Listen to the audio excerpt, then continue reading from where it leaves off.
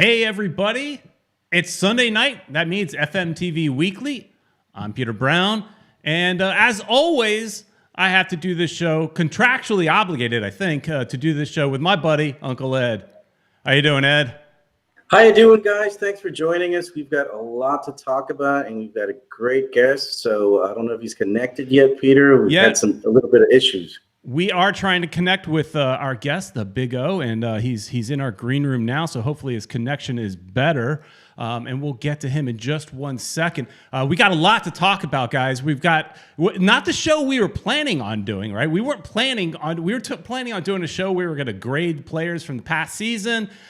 Instead, we had to talk about a shakeup a little bit at Inter Miami. So that's an exciting thing we're going to talk about in just a minute. But before we get to that, we do have to say a big thank you to our sponsor, Caneswear. So thanks so much to Caneswear for sponsoring this show. If you have not gone to Caneswear in Davie, you need to. What are you waiting for? They have the best selection of Inter Miami gear in all of South Florida. Go there. They've always got great discounts, everything you want. And if it's a little bit too far for you to drive, no problem. Go to caneswear.com and make sure you mention Futbol Miami TV and get all your gear there. So, Orlando, how are you doing tonight? I'm doing great, guys. All right. I'm glad you can hear us now. Yes. Yeah, we're trying to connect with Orlando as he's driving around town, doing business, whatever you need to do, right? But we've talked to you several times over the years. So if anybody is living under a rock and has not listened to sports talk in the last 30 years, if you have listened to any sports talk in South Florida in the last 30 years, you know who Big O is. The only guy in South Florida that talked soccer on and off for many, many years. Now with Onside Radio. And I know you're the station manager and midday host there, Orlando.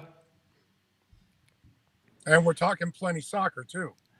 So and this is a Jorge Massa run endeavor, so we'll definitely get more into that as we go on. But Orlando, have to get your take on the big news that happened this week with Paul McDonough. Some people might say he got canned because, that's what we said. He decided to leave, but that's the nice way of saying the nice way of saying you got fired, right? But so moving on without Paul McDonough, what are your thoughts on that decision? Well, I don't know what happened behind the scenes. Listen, I think the team had a hell of a year. It was a really difficult season. You had a general manager building a team without a coach. Then they hired the coach late. They got their stars late. They didn't have the time to build the chemistry that they really needed. And having said all that, they still made the postseason and the play-in game. So to me, I think they overcame a lot of adversity just to get into that postseason game. I think now that you've got a Diego Alonso all off season, now most of the players I think are going to be here, pretty much. I'm sure they're going to make some additions, maybe some on defense this year. But the good thing for Diego is that now he's going to have an off season to work with his stars and try to create the chemistry that, as you guys know, the game really well. You got to have chemistry. And if you don't have that in soccer, you're done. And that was the one thing that Miami could not overcome. They had little spurts here and there, but they weren't able to ever put it together week in and week out. And I think now with an off season, I think Diego Alonso will get that opportunity to do something like that. Big O, what do you think is going to happen now that Paul's gone? Will there be somebody that's going to replace him? Do you think he's going to be an American, a foreign guy? Well, who do you think it's going to be? Brother, I have as much information as you do. I'll make this guess. It'll be somebody that will philosophically align with Diego Alonso. That's what I can guarantee you. That's what it's going to be. But, it was I think, I know a lot of people wanted so much more for this team, but I don't think people take into account all the things that I just mentioned to you guys. how late things were added and the coach and everything else. And the GM was already building the team ahead of time, which is not a good thing, but he had to do it. He had no choice. In a perfect world, you'd like to hire the GM and the coach at the same time, so they're all in line in hiring all the right people that they like. Because as you notice, they've gotten rid of several players from this team. So obviously, when Diego took over, he made some changes throughout the year, like Lee Gwynn and Ramos and those guys. He moved them right away because they didn't fit what he likes. Now I would imagine that the general manager that steps in will be somebody that thinks a lot alike, like Diego Alonso. That'll be my guess. Yeah, so it sounds like you think that the team is really buying into the Diego Alonso era, because the way I look at it is like Diego Alonso, he's on thin ice. And you know better than I do. In sports, that new general manager comes in, he wants his guy, he wants his coach. So in my opinion, Alonso's got the first quarter of the season to turn it around. Otherwise, I don't know. I don't know about that. What if Diego Alonso has influence in who the general manager is? That's actually, then your theory doesn't work out that way. True. So I don't see, the thing is, we can all speculate, but none of us really know what's actually going on, behind the scenes, because the people above us are the ones making those kind of decisions. So maybe they're going by what Diego Alonso wants to do. Maybe it's what Jorge Mas wants to do. Maybe it's David Beckham across the pond, putting in his 2 cents. I don't know exactly what's going on, but I wouldn't go that far to say that Diego Alonso is on thin ice, because what I just told you, Diego Alonso took over a team that he did not put together. Diego Alonso did not get his stars till midway through the season. Diego Alonso didn't have time to work with his team. So, to pass any kind of judgment on Diego Alonso at this point in time, it's actually not right. You know what I mean? Because he hasn't had enough time to prove himself. It's like the people that I get, in the last couple of weeks. Well, I don't think Tua's the guy. Well, how in the hell do you know if Tua's the guy or not? Kid hasn't played let him play for a while. Let Diego Alonso coach for a while so we can find out if he's the guy or not. So I wouldn't necessarily say that he's on thin ice to start next season. I don't know what they're going to do philosophically, and I don't know who's in control. Big O, there's a couple of players that they're already out of contract. Some of them they're still under contract. Is there anybody that you think, like for example, our captain? He seems to be gone. Would you have kept him? Are there any players that you think that look like they're going to leave, because we don't know if they're all going to leave, or all the people on that list? But who would you want to keep on the team, protect more than anything now that the draft is coming up? Will Trapp was the only one that when I looked at, I go, maybe, I like Will, but again, guys, one of the things that I kind of learned about Diego Alonso along the way, if you watched his coaching, is he wants guys that are actually two-way players. So if he doesn't think your game is, if you're hurting them on the offensive end and you're a defender, then you're not going to play a lot. And if you're an offensive player and you can help out on defense, then you're not going to be here a lot. So I think that's kind of a philosophy that I've kind of picked up from him this season. So maybe he felt Will Trapp kind of didn't help him in one side of the field as much as he needed. But that was the one guy that I kind of questioned. But outside of that, I didn't have a problem with any of the decisions that were made. I kind of understood most of them, actually. All right, Big O, if you're the decision maker now, where do you go? Where do you look for the next director of soccer operations or general manager, whatever you want to call him? On the Athletic, they're thinking that Miami might go outside. They might go and get a foreign general manager, which, in my opinion, is a mistake, because majority of the decisions that are going to be made this year, upcoming year, are going to have to be MLS based. We've already got several players in multi-year contracts. So those aren't going anywhere. So now this is a guy that's got to really wheel and deal within MLS and no MLS. So what do you think? If you're the guy making the decision, where do you go to look for a general manager?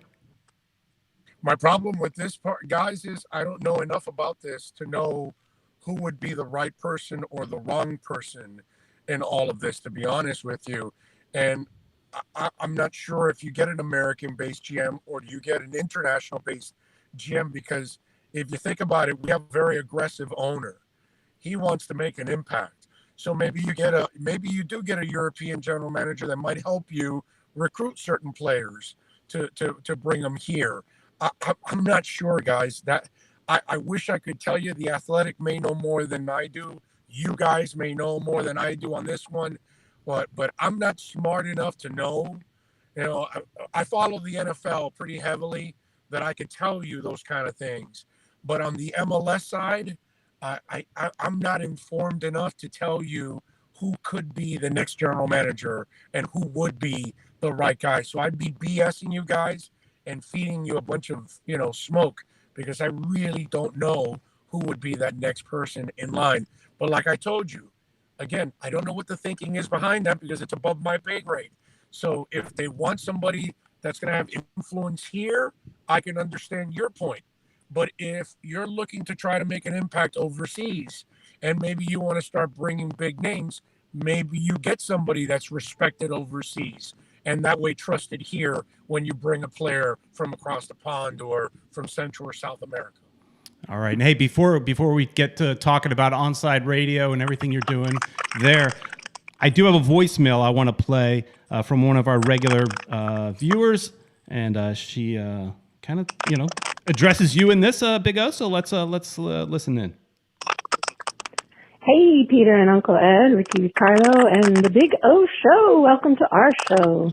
Big fan. Just a comment on the Paul leaving situation.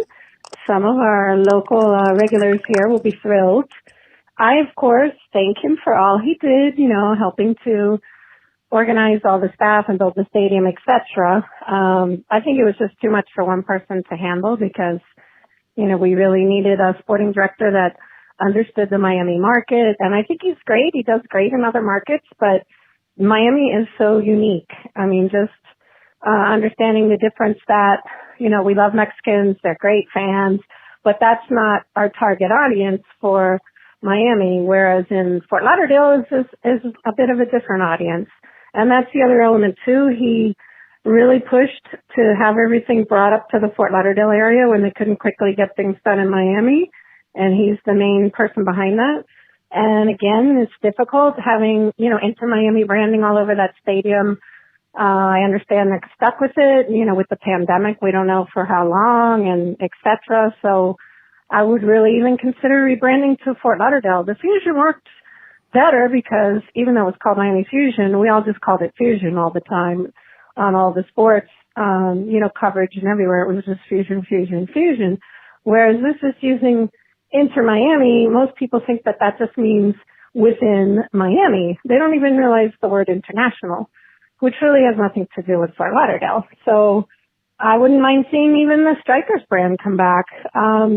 It's something to think about, because not only obviously we have a train wreck product on the field that had to get completely rebooted, which is great. We got a sort of a test run. Now we're going to really ramp up, hopefully in the proper South Florida style. And the other element is, a lot of the staff he hired, I'm sure they're wonderful people, but there was no South Florida style branding, and certainly not a Miami style branding. So I'd love to see even the social media be more interactive. They need to have authority from the owners to like people's tweets and Instagram and comment back, and just even being able to tell them, we didn't know if that one game was canceled or not, and people were asking on Twitter, should I drive up there in a rainstorm? I mean, there needs to be more connect, and someone needs to be doing videos. There should be videos of Beckham. There should be videos of Moss. There should be, it can't just be something on your app came over on your cell phone. We really got to engage the fan base and get everybody excited about their team again. Thanks so much. Love the show. Bye. All right. A lot there. Yeah, it was like all over the place. First of all, you can forget about rebranding, drop all that. It'll be Miami. They'll be at Miami Freedom Park Yep. when it's all said and done. Enough with all that crap. It's just, it is what it is. Social media, they're the most active social media sports team in the country. I don't know if you know that. They have more traffic on their social media than all teams in every league. NFL, NBA, nobody has more traffic than Inter Miami. Number one in social media. So I'm not sure what she's talking about. Now, videos of George and of Beckham, is that really needed? But this is a pandemic right now. They're trying to keep people apart as much as possible. So I don't, today, this is a weird year. We got to kind of throw all of this out the window. What's happened this year has been so odd to everything. And obviously, the move to Miami Freedom Park probably got delayed now because of COVID another year. So, the process will eventually happen. They'll be in Miami. This isn't what Miami Fusion that they were stuck in Fort Lauderdale. This is an owner that will make things happen, and it'll be in Miami. What else was she talking about? You can forget about strikers. The Inter Miami name is awesome. The colors are awesome. The swag is awesome. The swag is Art Deco-ish. I'm not sure what she's talking about. It's truly Miami. Instead of flamingos, we got herons. Come on. I don't know. I just find everything about it's Miami. I get a little bit of what she's saying. I couldn't disagree with her more on that. Also. Yeah, I get what she says a little bit on the marketing. There is, other than social media, there does seem to be a lack of marketing for the team, and I get that. You can't blame the pandemic on that because there was a lack of marketing before the pandemic. So, there other. What marketing do they need? What are you talking about specifically? Well, I could just compare to Nashville. I know in Nashville they had billboards all over town. You knew that there was a team coming. You didn't get that in South Florida so much. There's a couple. My brother, the season was 97% sold out, and the first 4 games were sold out. I get it, you don't need to put up billboards when it's already sold out. Yeah, but I don't know. I again look a little bit billboards. Really, is that what you're complaining about? Billboards. No, there's a lot of other things. I'm just picking up where she left. No, but you said marketing. Well, I'm in the marketing business. So what else? Well, what else? Okay, I'll keep going. This isn't the tangent I wanted to go down, but we can. But you already swung and missed with the billboards. I don't think I missed. I missed. You swung and missed. It's 97% sold out. Sure. Where do you get the percentages though, Big O? Because well, no, waste money on billboards. Yeah, it doesn't make any sense. Because you want to become South Florida's team, along with the Dolphins, along with the Marlins, right? You want more than just 19,000 people to know who this team is. You want to become a brand in the neighborhood, and we're not there yet. I just told you that on social media they have more movement than every other team in the country. Right. That's because it's kind of hard to believe, though. It's kind of hard to believe, though, because I'm constantly following them, and I don't see. We're big fans. We're behind them, but they don't have a million followers yet. I feel you're complaining to complain. No. I'm just picking up. There's plenty of presence from this team all over the world, not just locally, not just nationally, worldwide. 45% of their traffic is outside of the country. And this is the only brand in the league that's an international brand right now. That's how big this thing is, man. That's good to know. But we don't see it here all over the world. They have Siege fan bases all over the world. You know what I mean? And talk about reaching out.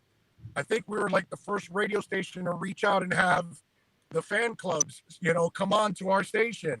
I think the owner is the one that's footing the bill for a radio station so we can talk soccer. Well, let's talk about that. Let's talk about. No, wait a minute. No.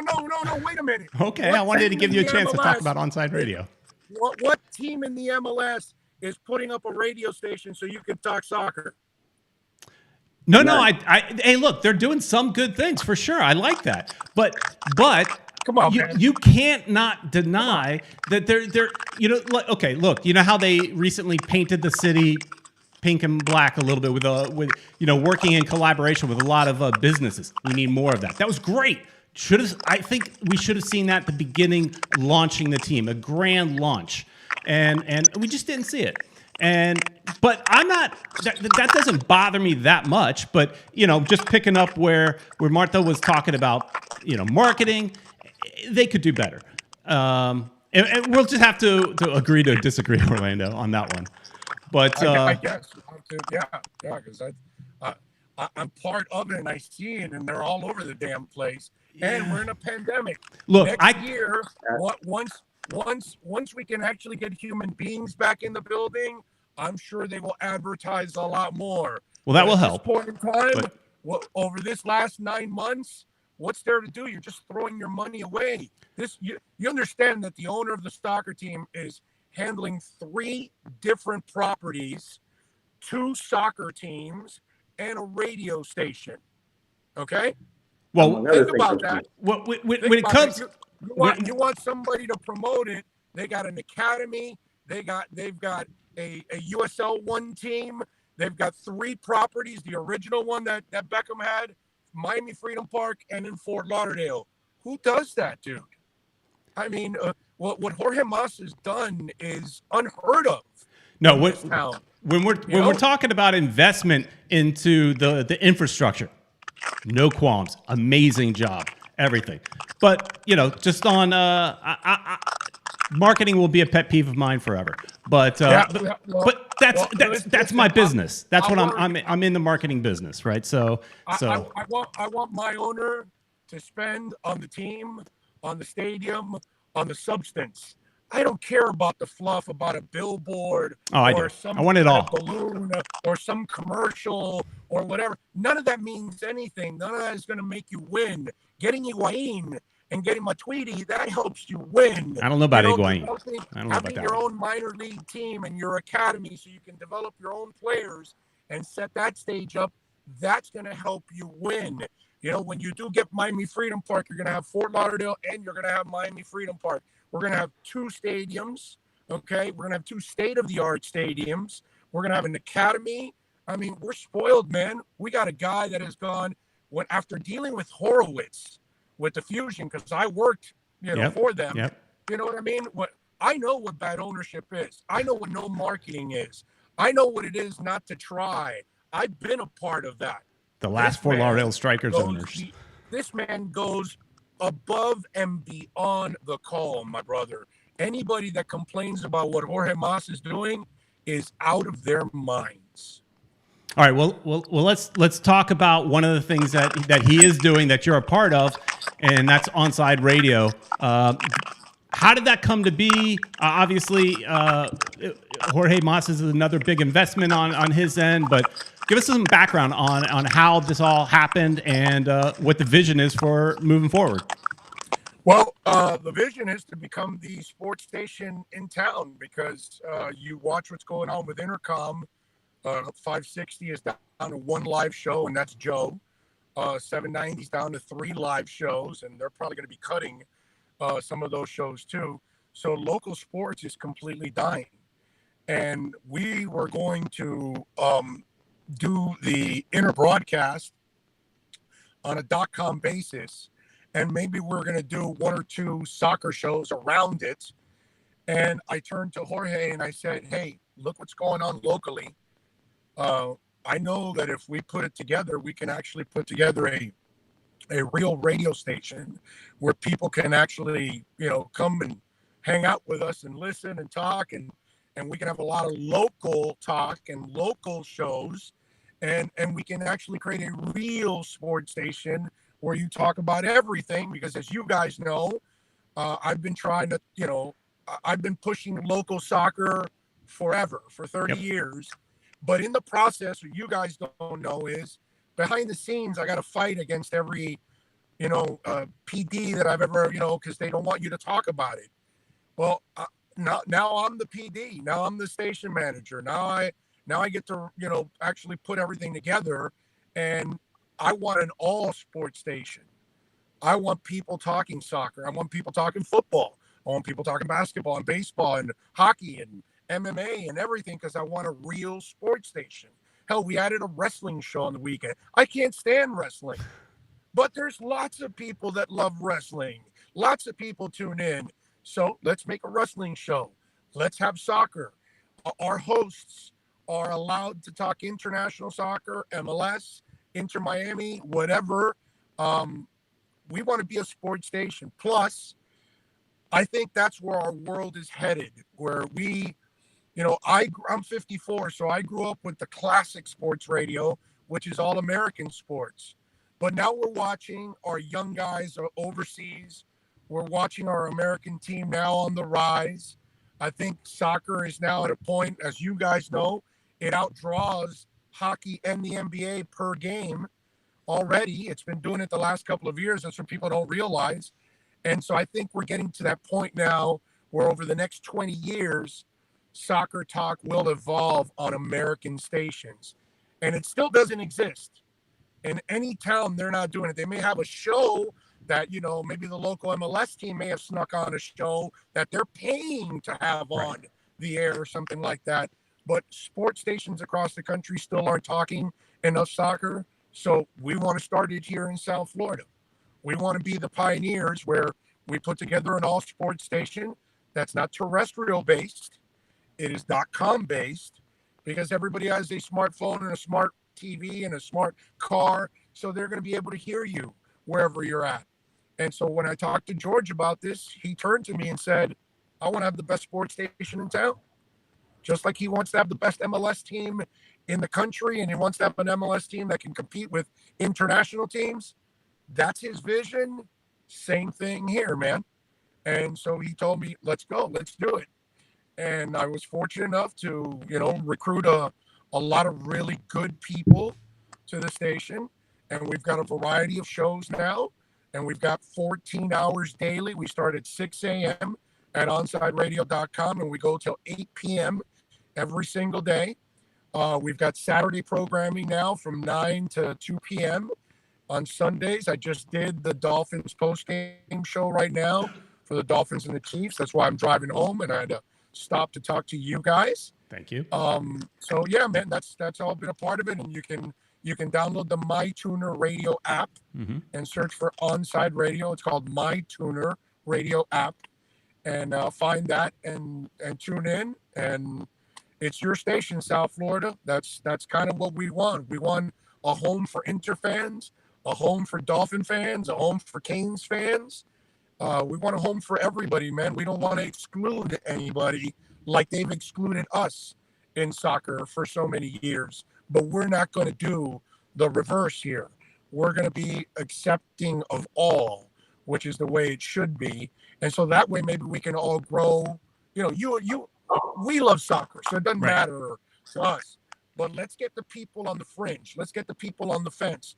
Let's maybe even convert some of the ones that hate it. You know what I mean? Let's educate them. Let's show them the beauty of the game. And the beauty also will be that I think we have the owner that is going to bring winning soccer eventually to us. And as you guys know, that's the other thing I would have told that caller. You don't keep it in Fort Lauderdale. You go back to Miami where you're going to be at. Where you put the team doesn't matter in this town. It's all about winning. That's what it is. The hockey team was winning in Liberty City, and they said, well, we got to put it by our fan base. They took it up to Sunrise, and they left the team in Miami, and nobody went to Sunrise to go see it. It's a matter of winning, and eventually Inter Miami will win, and the brand will explode, and fans will go crazy. And as you guys will convert a lot of people, because you guys know this too, we were doing it with the late Doug Hamilton and Ray Hudson. That final year, we were converting people because I was on a station where Hank Goldberg and Joe Rose would never talk soccer, but they were happy to bring on Ray Hudson to talk about it because we were winning, and it was captivating that team was captivating. People loved to watch that Fusion team because it was a lot of fun to watch that open style that they had. So that's what we're aiming for with Onside, man, and eventually we'll get there. Well, let's hope that happens, Big O. We're very excited for everything that you're doing, especially because you're bringing more soccer talk. And I'm a big fan of yours, and so is Peter. So we're going to be supporting you guys, and we ask everybody to go out there and support Onside Radio and Big O on his new venture.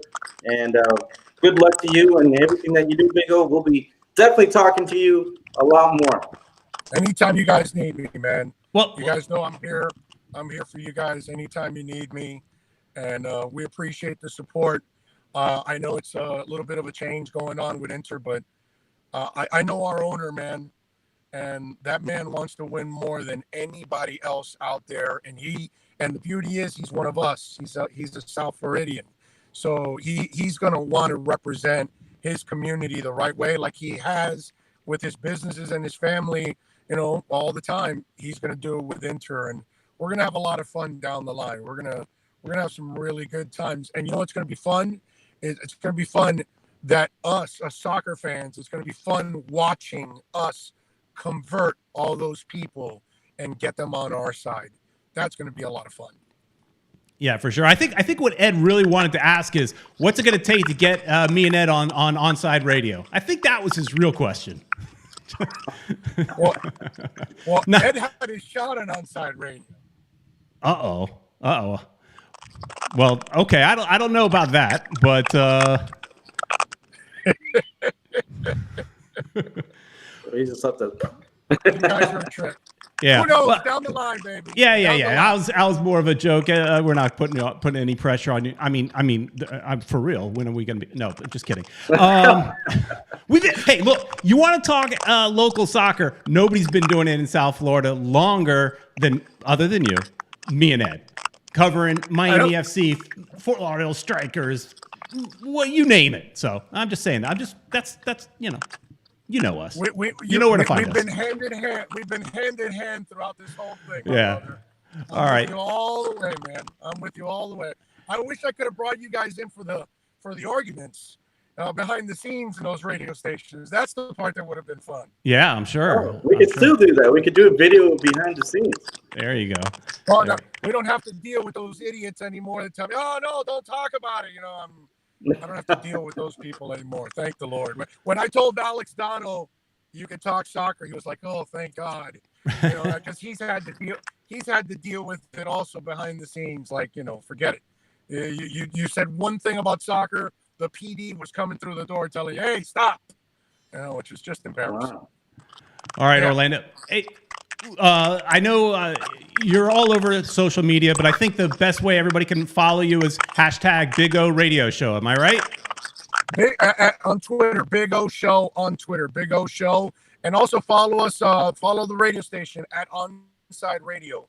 Also, very important. Appreciate All right, and everybody, I'm on the Onside Radio website. It looks like you could also download the Radio FM app to get the station as well. Plus, I know what I've done is I've just downloaded some of the podcasts here and there that were on Apple Podcasts. So many different ways to get Onside Radio. So great stuff. Yeah, no, it's been great. A lot of people have downloaded, and we thank them for that because we've had several 100,000 downloads already in our first 2 months. So that is actually very good. We've been getting a lot of digital movement, and that's been absolutely fantastic. All right. Hey, thanks a lot, Orlando. Join him midday, Monday through Friday, 11 to 2 on Onside Radio. Thanks so much. Yep. We'll talk to you later. Be good out there. All right. That is Big O. Orlando Alsgary. We upset him a little there, Ed. Well, yeah. I mean, I could see it. We don't know about all, with the international things. We're here in the States. So, I see where he's in contact with the owners, so he probably knows those statistics and stuff that we don't get, our hands on. Yeah. So and he's working for the team, so there's some of that maybe as well. I don't know, but Look, I wasn't going to complain about marketing. That was something that the One World One Goal brought up. So, and I do see her point. So, I've said before, I've used the example of Orlando, how they painted the city purple. Well, we recently did that, but that should have been also done at the launch. So there's so many things you can talk about as far as marketing, but I think we irked him a little bit on the marketing conversation. Which is kind of cool because, we didn't expect that. So, but, I wasn't going to argue with him because he's got the statistics. I kind of tried to say that where we don't have, we can't access the statistics. We don't know what's happening out in internationally. Well, we're really well known, awesome, but what else? I mean, we're here in Miami and South Florida, right? And we don't, what we don't see here is much movement on Twitter and and all the other social media. I don't see it. I mean, I know, so, I know they're active on Twitter. They tweet, but could they be better? Sure. Could they do more behind the scenes things? Sure. Can they connect more with fans? Probably. But my bigger issue is the larger scale marketing. The social media stuff, I think, is the easy thing. You just hire some intern or some young guy to run your social media, and you're off and kicking. My bigger issue would be your larger marketing. And to his point, I get it. The fact that if they've already filled the stadium, why waste the money? I get that, but to me, you're building a brand, and I want my brand to be, more globally known, and not only locally known. Forget about the global. Sometimes they think global too much when your next door neighbor doesn't know anything about the team, right? You ask your next door neighbor. A lot of people. Yeah. You ask there's your a lot neighbor, of people that still don't know about it. They're like, oh, David Beckham the. Although it is getting better, and I am happy. So I have a couple of Inter Miami masks. Right. And so I'm wearing those around town, and I am from time to time getting stopped. Somebody making some comment about Inter Miami, whether it be like, hey, I'm sorry for you guys. Like, the season didn't go well, or like, hey, Inter Miami, whatever. But there's people that recognize the logo. So it's getting better. But, there's definitely some improvement that could be done there. But hey, well, I've had a lot of magnets that have been stolen from my car. Oh, so I really? guess that's a good thing. Yeah. So I put this really old one that's kind of faded. Nobody takes that one. Right. Well, Ed, let's take a minute and there's a ton of people now that are definitely in the chat room. We didn't get a chance to really say hello to everybody because we wanted to get to Orlando right away. We knew he was driving. He pulled over. His connection was terrible. I know. I apologize for the typing. It really wasn't typing. It was some sort of feedback that was happening through his phone. But it's fun talking to Orlando, so we wanted to get through it the best we can with whatever audio issues that there were. But let's say hi to some folks, Ed. Certainly, let me do that. And just another thing, I'm in Orlando. I didn't want to say too much because he's our guest and the guy could talk, and you don't want to jump in and interrupt the guy too much. No, he's a good guest. So. Yeah, and you want a guest that could just go on and on and on and on. I mean, that's part of the fun. You just you ask two questions and let them go. Yeah, go man, go. So that's why one of the things I try not to do when he's around, or there's people that can talk a lot, kind of like you, Peter. That I just all right, go man, go. Look, hang on. If his connection was better, I would have done a little more arguing with him because that could be fun. Like I know he could take it. I listened to his show and I hear him. Sometimes he can really berate or give, not berate, that's a wrong word, but really give a listener a hard time if he has a take that he doesn't agree with. And so I know he does that, and I'm okay with it. And so I know he could take it back. Like we could have a little bit of an argument back and forth and have a little fun with it. But the connection was, wasn't the best. Help. So I noticed you held back, Peter. I got to say that. But anyways, let's talk about all the people that are on board right now. We got to say hello to Jose Velasquez. And by the way, guys, sometimes as the show goes on, we miss some people. There were some people before him. So sorry I can call you guys out. We've got Futboler always listening to us, watching us. Of course, Judge Dredd the Law, Judge Dredd eating Dairy Queen. Yeah, he's doing his thing. Jazz Fusion always supporting us. B King, how you doing, my friend? Alex Z, We heard from her before One World, One Goal. She was on board, and she's the reason why we had that big discussion with Big O, and we almost got in a fight, or Peter almost got in a fight with him. It wasn't me; it was Peter. So our good friend Eric Thomas is also on board. Choopy, how you doing, my friend? Choopy is there. Man, there's a lot of people. Lynch McKean, I think is how you say it. Yeah, something like that. There's Jeff Reed. How you doing, Jeff? And well, there's a lot of people that got on, a lot of conversations, and it seems a lot of people that are. I think we pretty much got it. Oh, there's a hold on, there's pee pee poo poo. Darn it! I wanted to say it, man. Before we go, we got to give a shout out to pee pee poo poo. But Peter did that. There's also Jay killing it in Florida. How you doing, Jay? And well, before I think we should stop there because so he makes a good point here. When Marlins started, they made much more of a big deal, and everyone knew South Florida had an MLB team. So the viewers, our viewers, I guess, are more on One World, One Goal side. We're not living. No, I'm not going to say that, but we view it differently. Yeah, because we're here, and all the people that Big O was talking about is over there. Maybe that's it, But if we Isaiah Paskins is in here as well, so hello to you. If we missed you, I'm sorry, but thanks for tuning in. Thanks for watching. All right. Hey, before we're live, man. We're live. I think One More One Goal wants to defend her comment because she called back. We have another voicemail from her, so let's take a listen. Hey, it's One World again. Listen, Big O kind of got my direction wrong. I'm in Miami. I've been promoting the brand nonstop for 10 years in Miami, one of the first people to do so. And I love the colors. I love the name. I'm glad he has more updates than the owners have given us. And a lot of people are really concerned with the change of the mayors and, just not hearing any updates from the leadership and not hearing, videos would be nice in the pandemic from Beckham and from Moss. We all love Moss. We're thrilled he came on board. We all love Marcelo. We appreciate both Moss brothers and Moss Hassan for all their investment. We're so thrilled if they can pull off and get this team in Miami. That's what we've been fighting for 10 years. So I'm not a Strikers person and never was. I'm Fusion, Miami FC, and Inter Miami all the way. So just let them know that information. I guess you got me wrong. What we're saying is that they have incredible social media from their outreach, and that's fantastic, but they don't engage back. They don't comment back.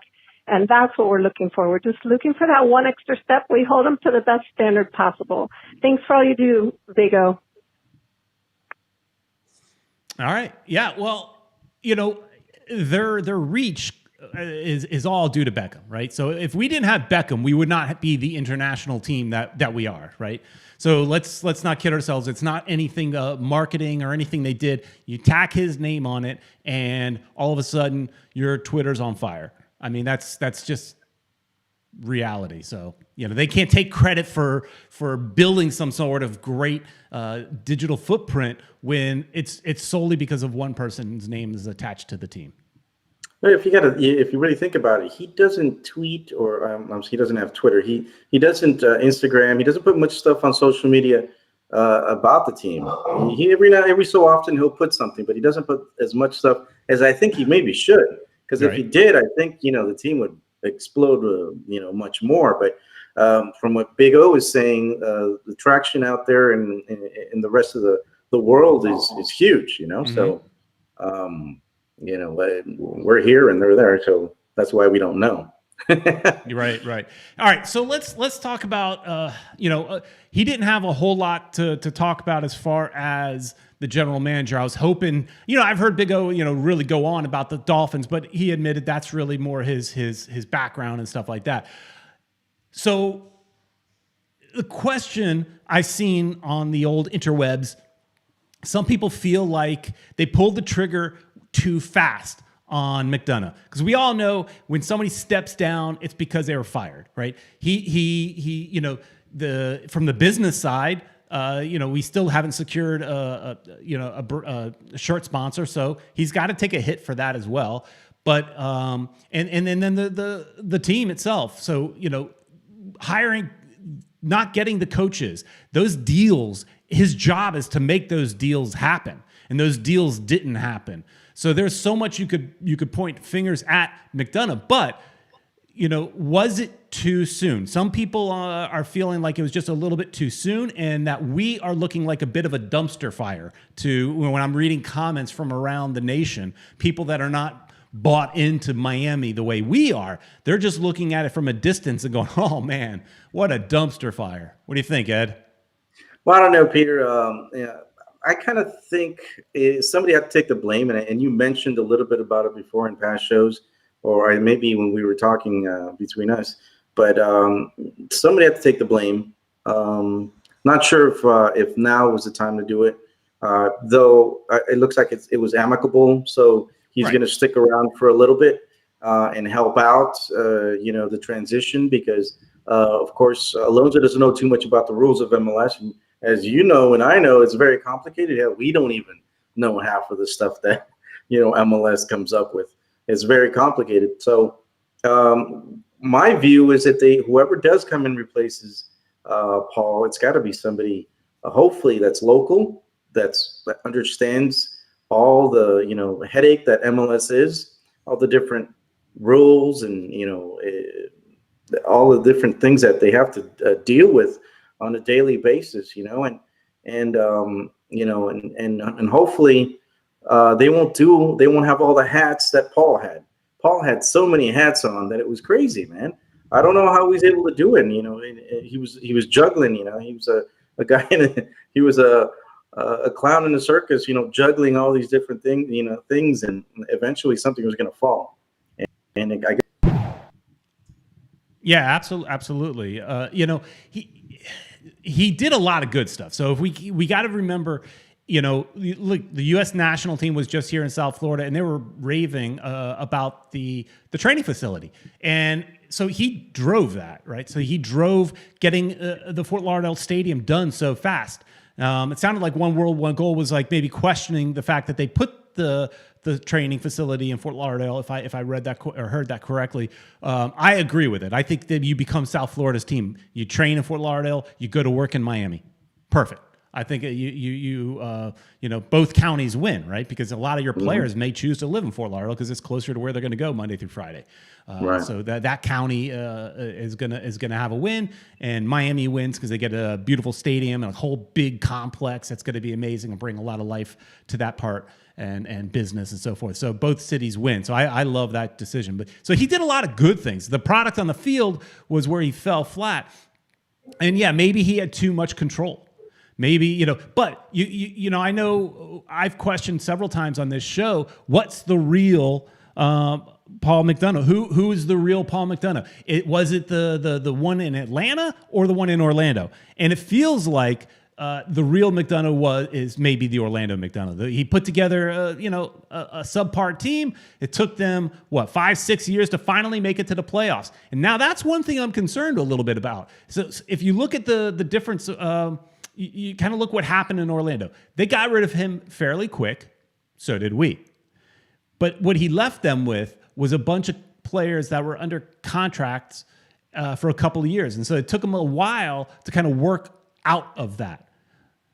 Are we going to find ourselves in a similar situation where we've got many players now under multi-year contracts that, you can't just fire. You got a contract. So what is this new manager, general manager, director of soccer operations, whatever you want to call him? What is he really going to be able to do? Unless, you got to buy down some contracts like Pellegrini. We've talked about that. But a lot of the wheeling and dealing is going to be, like I said to Big O, is going to be within MLS. It's all those players that we did not renew contracts on. Those are all the mid-level, the middle of your team. And the new GM's got to know that. One thing I read was that Chris Henderson from Seattle, former Miami Fusion player, was somebody that they were in talks with originally for the job. They chose to go with Paul McDonough. Now, of course, his name's popped up again a little bit, but he's doing a great job in Seattle. I don't see any reason why Seattle would get rid of him and let him come down here. But that's a type of guy we need down here, is somebody who knows MLS, but then also potentially has some good, knows how to hire at least a good scout system outside of Argentina, right? Argentina's fine, but we need to go a little further outside of Argentina to get more players. What do you think? Bam! Yeah, you said it, Peter. Yeah, I like your ending. You just like bam, put that thing. Yeah, for sure, man. That's It's my too much punctuation. Argentina, man. Not to knock anybody that's Argentine. Or Hey, anything, but Argentina's come on, great, but we gotta go outside of Argentina more. Yeah. And I think, a lot of people are always asking me, dude, what happened? How come no Brazilian players? How come? Of course, everybody wants, I have Ecuadorian background. I want an Ecuadorian player. But Right. you know what? That's not going to happen every time. But there was just too much concentration in Argentinian players.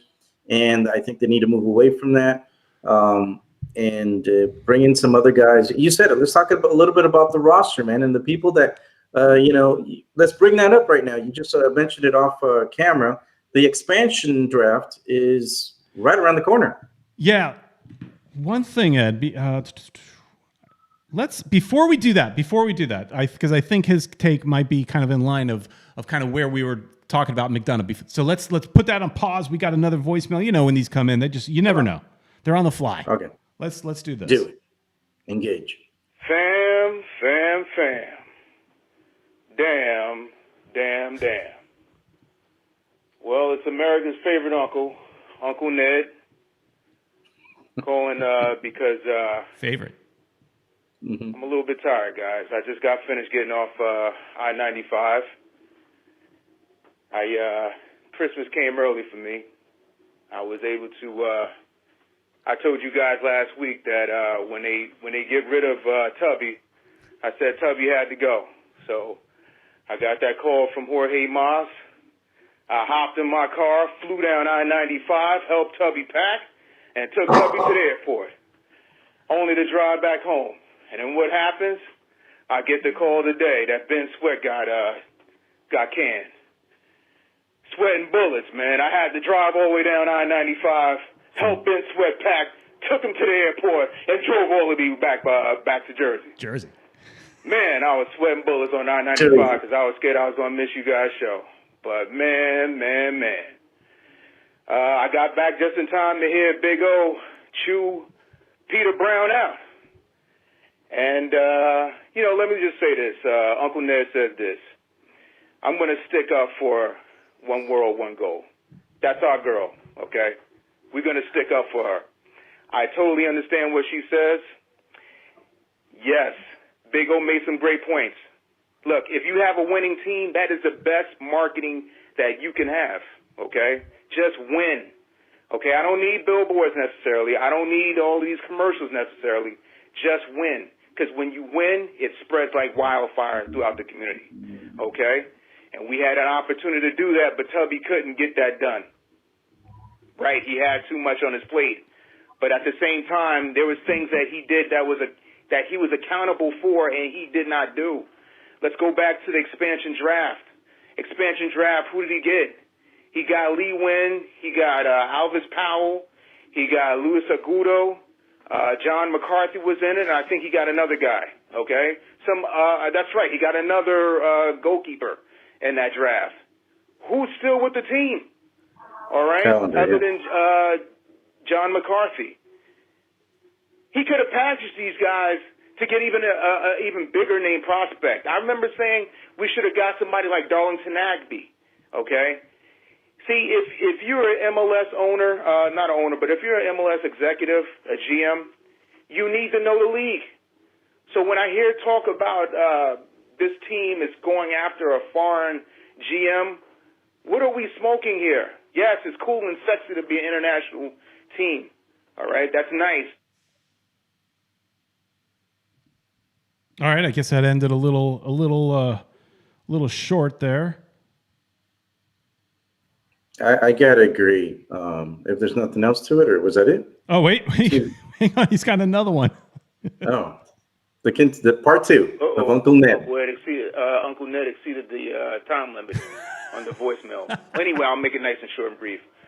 We need to get a GM that is well-centered in the Major League Soccer, okay? It's maybe cool and sexy to get a foreign GM to come in here and get some guys from England or from South America, what have you. That's cute, but at the end of the day, the majority of your roster is going to be comprised of prospects and talent from the United States, from America. So you need to know, and specifically from MLS. So you need to get somebody who's well-versed in getting MLS talent. When you look at Columbus last night, who is their GM? Tim Bezbatchenko.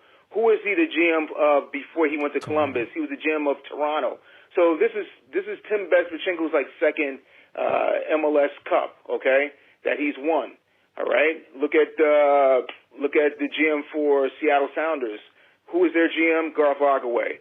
Garth Lagerwey has cut his teeth in the MLS. He knows his league back and forth. He's got, I think, 3 championships with Seattle. This guy, and he's been to like 4 or 5 MLS Cups with this team. Okay, we need a GM that is well versed with this league. All right, and then getting back to what I said about one world, one goal. I agree with you. We do need better marketing, and the fact of the matter is, the reason why I'm so pissed off with Tubby, aka Kim Jung McDonough, is because he didn't partner with the fan base. He didn't partner with us. He seems like he was only interested in his supporters groups, which is nice. I'm not gonna lie, I'm part of one. Same one as Peter Brown and Uncle Ed. But at the end of the day, you also have to partner with the fans, even the lowest fans to the fans that are spending thousands of dollars for suites. All right, and just put a good product out there on the field, and everything else will take care of its own. All right, guys. Again, I agree with you. One world, and we got your back. And you guys have a good night. Uncle Ned signing out. America's Uncle. Peace. America's uncle, Ed. You're not the uncle anymore. Yeah, man. There's a lot of competition. He's not the only uncle around. There's an Uncle Ted. Yeah. Everything has to do with Ed. Ted, Ned. Next time, Fred. Yeah. I don't know. A little hint for whoever else wants to call. Yeah, a lot of uncles lately. But I like his take. It's funny. I do agree on the fact that I think we don't need to get an international guy who doesn't know the rules. Come on, front office, if you guys are listening, owners, I think we need somebody that knows the rules. Let Coach Alonso do the picking of the players. It's his team. Let him, tell you what direction he wants to go. Let him build this team. And if he can't, give us a winning team, then, do what you got to do. But I think this past year that went by, he didn't have the players that he wanted. And he was, playing with what they gave him. And now he's got the choice of how to form this team. And so he just needs somebody that's going to guide him through all the intricacies that is MLS, all the different rules and stuff that, God, that's too much to, Yeah, too much to handle. And look, can we hire away Bezbatchenko? Because I was thinking the same thing yesterday when I was watching the MLS Cup. Again, he did it in Toronto, he did it in Columbus. Can we open up the checkbook and just sign him away and bring him here? I mean, call him up. Just open up that checkbook. You're hiring away a two-time. At least 2 times. I don't know how many cups he won in Toronto, but he did it with 2 different teams. So, and Toronto was bad, right? So, he turned that around, and Columbus wasn't as bad, but he came on board and did it. So can we hire him away? So I would love that.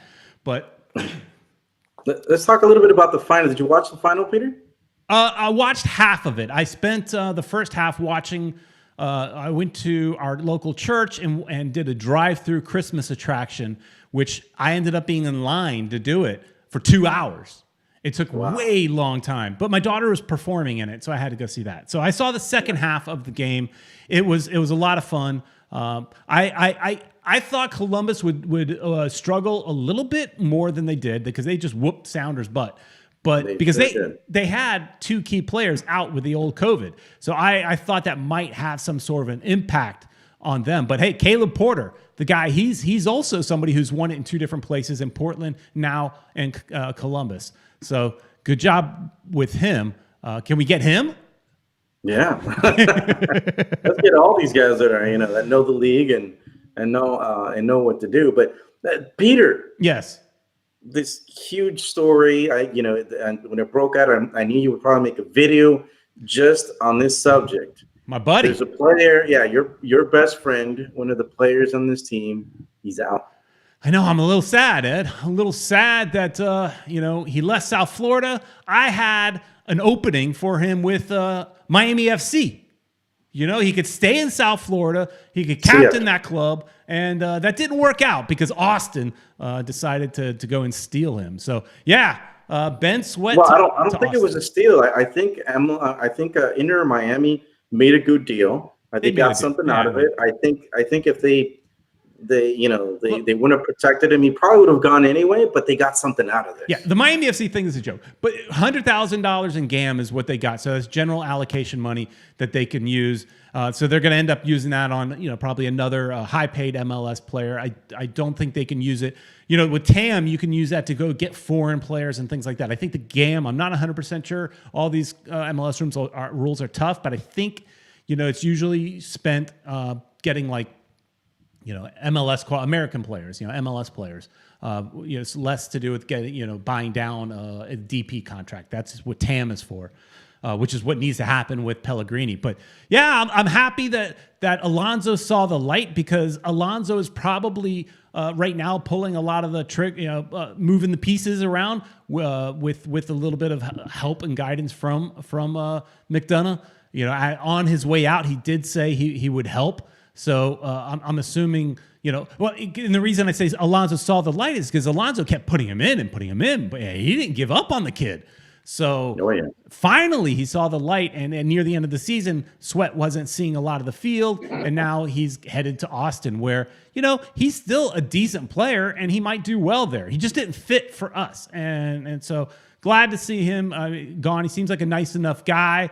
Good luck for him. Glad he's not on our team anymore. Now we have to go out and get a left fullback. Right, and Agudelo was also playing on that side, and he's no longer on the team as well. Apparently, he's not. He was. They haven't. He was out of contract, right? What was the situation on Agudelo? You remember? Agudelo, they did not, bring him back. That's all. He had. They had an option. They didn't choose to take it. Gotcha. Yeah. So yeah, he's gone. Luis Robles, also another player that's gone. Peter, I kind of mentioned a little bit of that at Big O, but he didn't really. I guess he's not as knowledgeable when it comes to the players as much as he is with football, because he admitted football was his his forte. So, let's talk about we've got that. Before we run out of time. Well, we're out of time already, but we're going to keep going. Ed, we were talking before the show, and you wanted to bring this up before I wanted to play Uncle Ned, his audio. But something that's right around the corner, I thought it was going to be a little more time, and we were going to do a whole video just on this subject.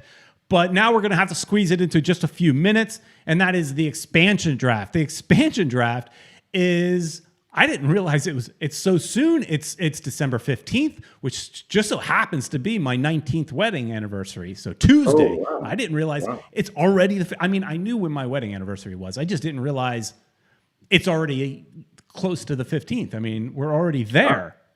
And for such a long time too. You've been married forever, man. 19 years, man. It's coming up. That's crazy time. That's right a success. There. That's a success. I know that is. That is successful for sure. So the Inter Miami has to submit, I think, by 1 p.m. tomorrow, Monday, they have to submit their protected players. So I went through our list of players, Ed, and I was trying to find 12 players, because they can protect 12 players. And interesting thing is, if you have 4 international players on your team, you have to protect at least 3 of them. We have more than 4. We have at least 4 or more. We have to protect 3 international players. So I was having a hard time of players I want to protect. I had to start thinking about, like, as a GM, like, okay, you need to protect Pellegrini because you spent so much money on him. Same thing applies to, say, Carranza. Same thing applies to Pizarro. These are players you spend a lot of money to get, so you can't just let them go. So you have to protect them. And also they're international players, so you're going to have to protect 3 out of the group that we have. But going through the list of Inter Miami players, it is a little bit hard at times to find a player that you want to keep. Like, I'm okay with losing a lot of the players. Well, I was going to bring something up, Peter. What if they don't protect Higuain? Would anybody want to pick up that, That's what you do. And that's when I first started creating my list. I wasn't protecting Pellegrini. I wasn't protecting Carranza. I wasn't protecting Pizarro or Higuain. Higuain's still not on my list. And the reason my thought was nobody's going to take him because they're expensive. So nobody, I keep saying nobody as if there's more than one team. Austin will not pick them because they're too expensive. But they might see something in one of them and take them. Higuain, I agree. You don't protect Higuain because nobody wants him. It's going to cost them a lot of money. And look, if Austin is looking at who they want to emulate, are they going to emulate what we did, or are they going to emulate what Nashville did? So I imagine they're going to do a little bit more of a Nashville type of setup. You're going to see a lot of MLS type players. They actually already made several moves besides Ben Sweat. Do you know which ones they've already picked up? I do, actually. They picked up. Austin acquired Nick Lima from San Jose Earthquakes. Okay. John Gallagher from Atlanta United. Nice. Julio Cascante from Portland Timbers. Ben Sweat from Inter Miami, and Ulysses Segura from DC United. So a lot of that is defense. There was at least one of those guys as a midfielder, but a lot of that is defense. So that tells you they're kind of looking at what Nashville did and building from the back. It would make sense, I think. I don't think we would have to protect. And like you said, again, it's only one team. For some reason, I was thinking it was going to be a list for, that anybody could pick up, or any other team could pick up a player from. And I don't see them picking Higuain, so I would protect him. I agree. And would Higuain want to go there? I mean, doesn't he have a choice? Would he have to go there? I don't know what his contract says, right? But you know how this league is. The league owns the players. So if you don't have, some players do have a no trade. That's an interesting thing.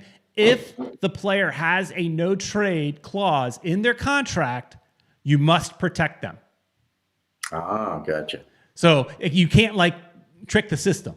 You can't say, I'm going to leave him unprotected because you're not allowed to take him. No, you have to protect him. So if Higuain has a no trade, then he has to be protected. I don't know if they put that into the contract, but if it's not in the contract, then he's got to go unless he has some sort of out clause.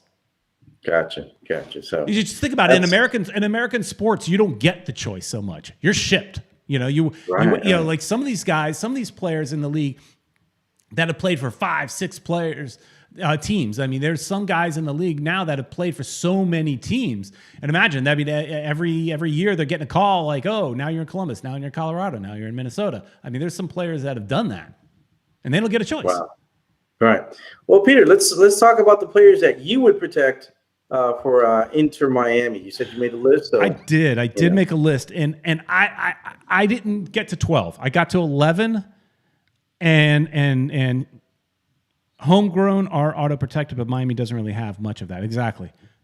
We have, one homegrown player in Georgia Costa. I don't know if he counts as a homegrown player, but he is homegrown. I mean, he's from down here and all that. But I don't know. Right. I don't know how long they have to be. They maybe have to be from your academy to be considered a homegrown. So I don't know about that. I put in there McCarthy. Right? Because right now, we don't have a number one goalkeeper. He is your number one goalkeeper. That's number one. They renewed his contract, or they took his option, right? So he's the only player that they exercise the option on. So I got McCarthy. I got LGP. I want to keep Leandro Gonzalez Perez. He would be one of the foreigners, right? I guess. Does he have a? Oh. I don't know. Does he have a green card? If he has a green card, he's not a foreign he player. does. I think he might. He does. So okay. I also put on there, and now some of this is, so again, I struggled a little bit because some players I put on here weren't on my. I originally had a list of like 5 players. I'm like, I'll protect these 5, let everybody else go. But I put on there Futbol as well. Mm-hmm. I like Futbol. Whether he plays best in the mid, and I mean center back. So if they put him off to the right, he does okay. Lewis Morgan is a no-brainer. You're protecting Lewis Morgan. Oh yeah. He's your number 1 protected player, to be honest. He should have been number 1. Yeah, you put some major defenses around him. You build a fortress around that guy, and you don't let anybody in. I didn't put these numbers in the players that I think are the most important. It's just me going through the roster and just whoever popped up. So they're not at level of importance. They're just the first names I saw. Gotcha. Then I also decided, and this could be questionable, but I decided to protect Robbie Robinson. And now some people might say that's dumb, because he didn't do all that much, but I think there's promise in the kid. He's raw. He needs time. Yeah. I think there's promise. And he's cheap. You got to make sure, because this is MLS, we're working within a salary cap. I think you keep him. Exactly. He's not going to see the field a whole lot, but. Right. But he's young and he's got a lot of potential. So I also protected Pizarro, again, mainly because we spend so much money to get him. You don't want to just get rid of that money. He's a good player. He's got pizzazz here and there, but he needs some other players around him. And I'm assuming that Diego Alonso knows the type of player that will work best with Pizarro. And actually, you sent me a story that Pizarro recommended a player to the team. Yeah, it's another player that's in MLS right now. He's also Mexican. Pulido, yeah. They played in the past before, I think, with Chivas. Not Chivas USA, guys. That team that doesn't exist anymore now. The Chivas back in Mexico. Okay. So they've got some history. They played before. Eric Thomas believes that Robbie Robinson is protected because he's a Generation Adidas player. I didn't know if we had any Generation Adidas players, to be honest. So thanks for pointing that out. Jeff Reed feels like he has potential. He played well at the beginning of the season before he got hurt. Yeah, so I'm keeping him. All right, so I'm keeping Matuidi because we got him on the cheap. And he actually played well. He doesn't have the mobility. Sometimes I think he's trying to be a little Valderrama in his walking of the field, but he got better as the season went on. I'm protecting Matuidi. I'm also protecting Pellegrini. I want to renegotiate that contract, but that's one of those things where he doesn't have to renegotiate the contract. They signed him. It's up to him if he chooses to renegotiate that contract. And better question, who's making those decisions? Who's going to negotiate that contract right now? Now that we don't have somebody that's good at doing stuff like that. Yeah, I definitely, we definitely have to keep him. He's young. I see there's probably potential. He's another Robbie Robinson. And we need to work him down so we can get another DP. Yeah, agreed. I was thinking of protecting Nealis, but Eric Thomas thinks that Nealis may be a Generation Adidas player too. I'm not sure if just because we draft them, are they automatically Generation Adidas players? That's the one thing. I'm not sure about Generation Adidas. So I had him on my list because, again, he's cheap. He's got some potential. Is he always good? No, but he's got potential. And then I decided to keep McCoon. McCoon, another young guy. Just based on youth, yeah. Yeah, youth, and he's probably not that expensive as well. So, yeah, that sounds like a decent list, Peter. There's players that you didn't mention that I would imagine you want to go. Drake Callender, you didn't mention. It's not that I want Drake to go, but I've never seen him. I know the team obviously thinks he has potential, otherwise he wouldn't be on the team. But I don't know anything about him. So am I upset if the third string, you don't protect the third string? Gotcha. I don't think. Right. Okay, so Ben Sweat is out, so no problems there. Jairo Quinteros, we never even saw the fella. No, I know we have a player, and I don't remember what his name. It might be that guy. We have a guy that's playing in Bolivia, so I'm not sure if that was him. There might be that guy. It might be that guy. So I don't know if he's going to come back or, but it'll definitely not be on the list because we haven't seen him. We don't know if he did any good over there. So definitely don't worry about him. All right, we've got a couple of players here. George Acosta, did you mention him? No, again, he's a young player. Do you protect, guy that never saw the field? Now, he was hurt. He had major surgery. He's a local kid. His father is listens to us, so hi, but I don't think you protect him because he hasn't shown anything yet, and so I don't think anybody would take him either. Right, because they don't know what they get. Right. Okay. I mean, he played for what, Austin Bold for a little bit of 2019, and I saw a little bit there, and he looked okay, but that's USL, so it's kind of hard to judge. Yeah. Okay. Well, we got Jay Chapman. Yeah, you could protect him, but are you really upset if he goes? A guy that comes off the bench. Yeah, I don't think many people would be upset about that. So, okay. He's gone. You didn't mention Julian Carranza. Yeah, yes, I did. He was my number 9. He's the 9th player on my protected list. So okay, I'm protecting Carranza. I'm still protecting him. Cool.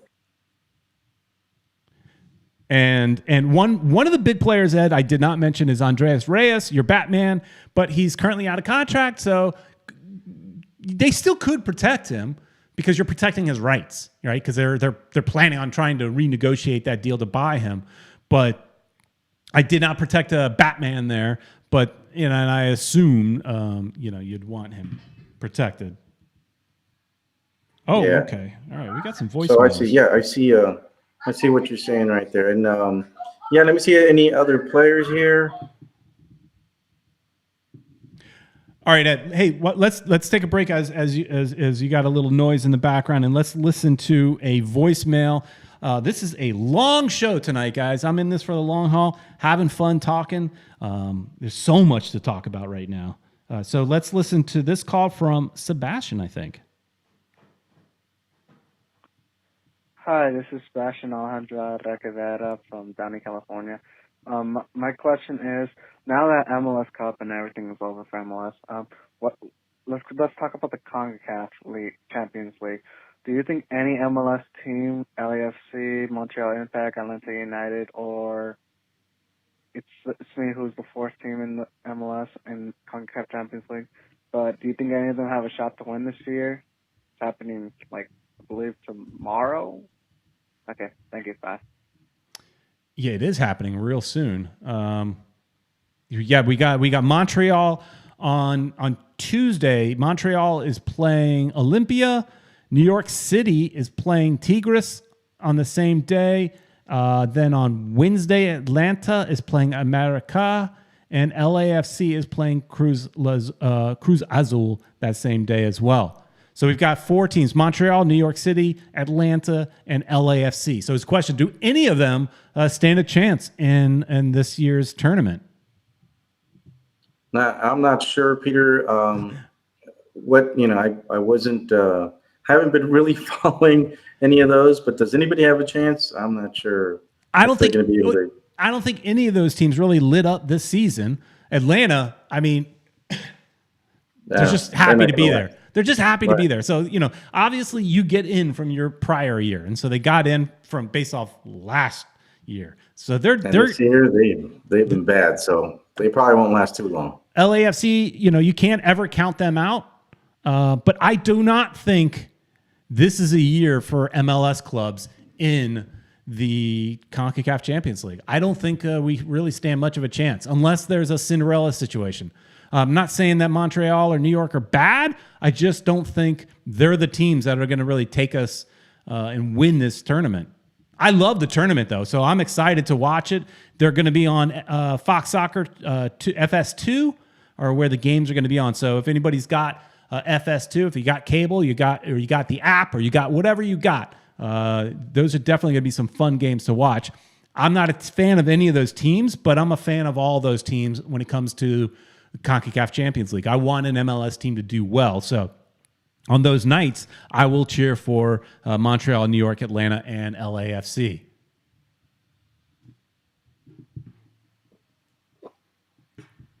So do we have anything else, Peter, on the... that is it, Ed. I think we could continue going on and on and on because there's just so much to talk about. But I think that kind of, that was a lot. And, who's going to drive this ship next year? I think we're going to be able to talk about this again next week. I think next week's show we'll really look at who was taken, if anybody's taken from this team. Keep that in mind. We protect 12 players. Only one player can be chosen in the expansion draft from each team. And does Austin really want any of our players after having such a subpar year? Do they want any of our players? That's a good question. No, that's a good question. Great. But then again, you look at what we did. We took like Alvis Powell from Cincinnati, which was a dumpster fire in they were in 2019. They were bad. We took him. So there's a chance they may see something in a player that we don't. Maybe it's affordability, but I don't know. So Baldwin Ford is saying Alonso and Pizarro have won the CONCACAF Champions League multiple times. Yeah. So if Alonso is with this team for the long haul and we get good enough to get into the Champions League, maybe we can be the guys that make a run. Yeah, that's for sure, Peter. I'm hoping that will happen, but right now I'm going to watch at 8:30. There's the Mexican final. Okay. So I'm gonna watch that right now. All right, go watch some Mexican. Eric Thomas says, Peter, ain't nobody taking our players, bro. Well, you never know. I mean, we took Alvis Powell, but then again, the guy that made that decision is gone. And you know what? I'm really scared. See, Ed, I'm having a hard time shutting this show down because I'm really scared that Nicky Budulic, who was from Orlando with Paul McDonough. I'm really scared that he's going to help start calling the shots. Here's what I'm afraid of: is that they promote from within, and you give Nicky Budulic a chance to run the team. That's what I'm afraid of. I hope that doesn't happen, and I hope they don't go and get an international. I agree with everything you said earlier, and that we need an MLS guy to navigate the complicated rules.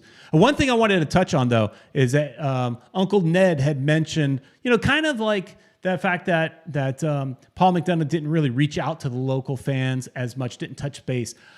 I can't say that because I thank him profusely for spotting me walking around the stadium. He saw me multiple weeks. He watched our videos. He is a subscriber, maybe, I don't know, but he watches our videos.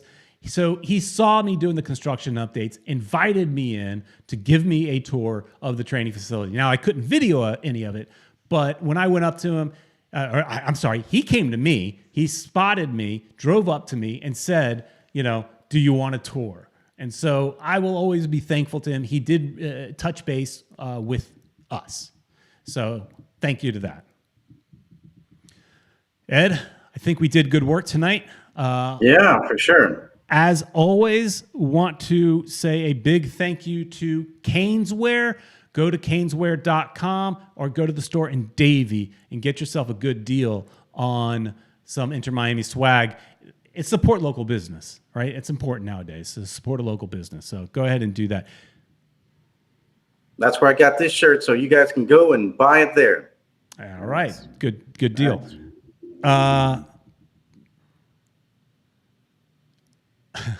I was reading a comment, but it was very, very nice. Thank you, Eric. Thanks for watching, everybody. Please like, share, and subscribe. And tell your friends. If you spend an hour and 23 minutes with us, you obviously like something about this show. Share it on your social media. Help us grow this channel and help us earn our way on Onside Radio. And make sure to check out Onside Radio. Go to onsideradio.com. Follow Big O Show. Search hashtag Big O Radio Show anywhere on the social medias, and you will find him. So thank you to Big O for spending some time with us. Always a great guest. Even if he chews me out a little bit, I still love the guy. So thanks so much, everybody, for watching, and we'll see you next week.